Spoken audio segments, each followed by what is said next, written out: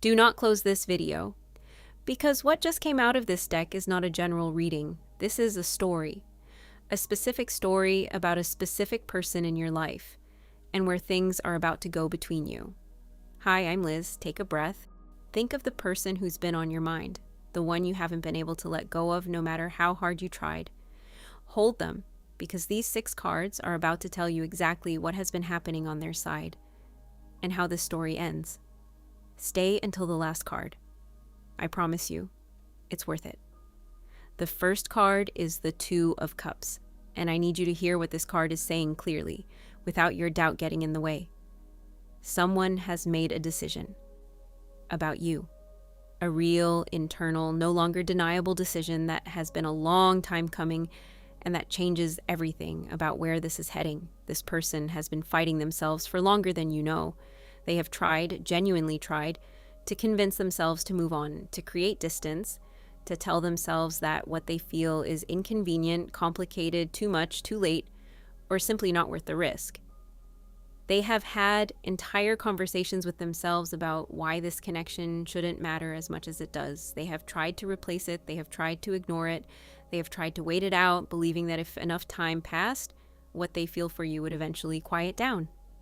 It never did. The 2 of Cups is the card of a genuine, mutual, soul-level connection. And when it appears in a reading like this, it is saying that whatever this person told themselves, whatever story they constructed to keep themselves at a safe distance from you, the truth underneath that story has remained unchanged.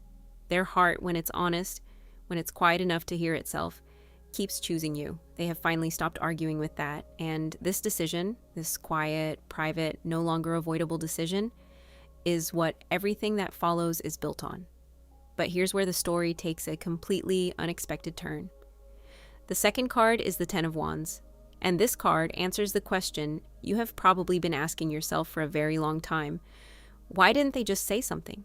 Why the silence? Why the distance? If they felt this, if it was real, why did they disappear? This card is the answer. The 10 of Wands is the card of someone who is carrying too much, not emotionally distant, emotionally overwhelmed. This person was not silent because you didn't matter. They were silent because the weight of everything else in their life made vulnerability feel like one more thing they couldn't afford. Maybe it was guilt from something in the past that they never resolved. Maybe it was fear of being rejected, of opening up and being met with nothing, of wanting something this much and losing it.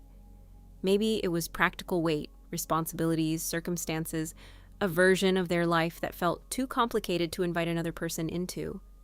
Maybe it was old wounds, the specific kind that make you want something deeply while simultaneously convincing you that wanting it will end in pain.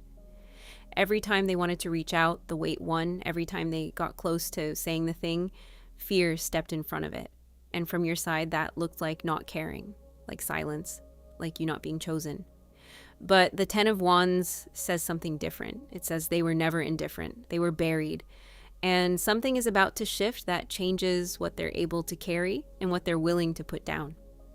This next card explains why everything had to happen exactly this way.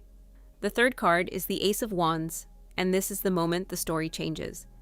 Something ignites, not gradually, not after a long period of slow warming.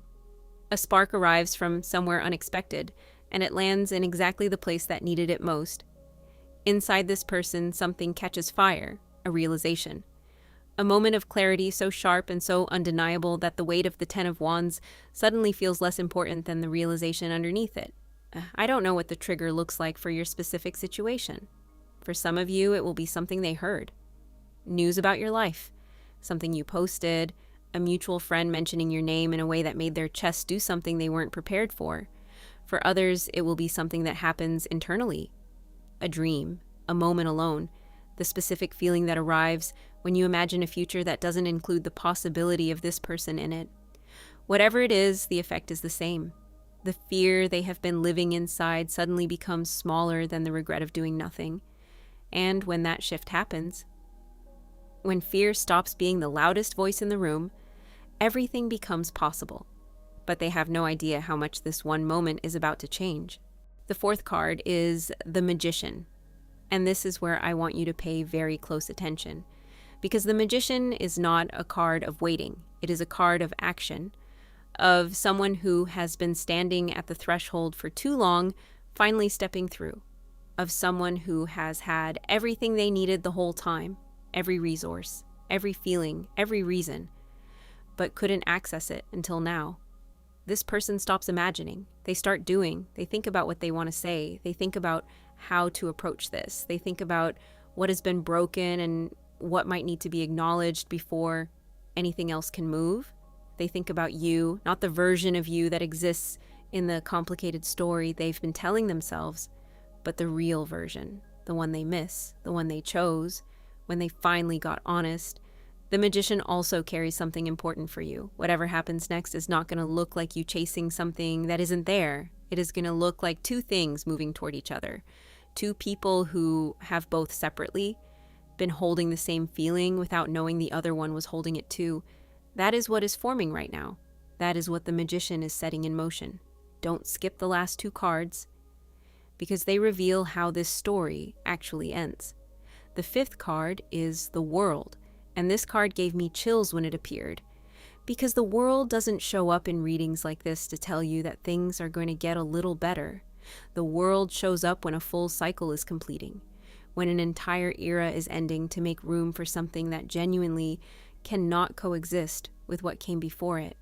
The waiting ends, not gradually, completely. The confusion that has colored this situation for so long loses its hold. The silence that became a habit, the distance that started as self-protection and became a way of living, all of it reaches its natural conclusion. The version of your story written in uncertainty simply cannot continue. It has run its course. And what ends, in the language of the world, is not just a chapter in your connection. It is a chapter in your life. The version of you who waited without knowing if the waiting was worth it, who questioned whether you were reading things correctly, who lay awake wondering if what you felt was real or imagined, that version of you is finishing. What comes next is written in a completely different ink. The final card is the Nine of Cups, and this is the one I have been wanting to get to since the beginning of this reading, because the Nine of Cups is the wish card. It is the card of coming home to yourself after a long time of not quite belonging to your own life. It is the card of the thing you have been quietly, almost secretly wishing for, the one you have barely let yourself say out loud because wanting it that much felt dangerous. It's becoming real when this person finally chooses you, fully, honestly, without the armor and the distance and the weight of everything they were carrying. Something happens that no other moment could have produced. You understand. You understand why it took this long. You understand why the timing was what it was. You understand why every moment that felt like a delay was actually a piece of a sequence that had to unfold in exactly this order. And you feel, in a way that is not dramatic but is absolutely profound, that you were right to hold on, that the feeling was always real, that you were never waiting for nothing. What once felt impossible becomes the ordinary fabric of your days, and you look back, not with bitterness, not with the pain of the wait, but with gratitude. The specific, quiet, overwhelming gratitude of someone who finally has the thing they thought might never come. It came. It was always coming. And it is closer to arriving than anything the silence ever tried to convince you of. Leave a comment below and tell me which card felt most like your situation right now. Like this video if you felt this was meant for you. Subscribe for more readings and share this with someone who needs to be reminded today that the person they've been waiting for has been doing some waiting of their own. I'll see you in the next one.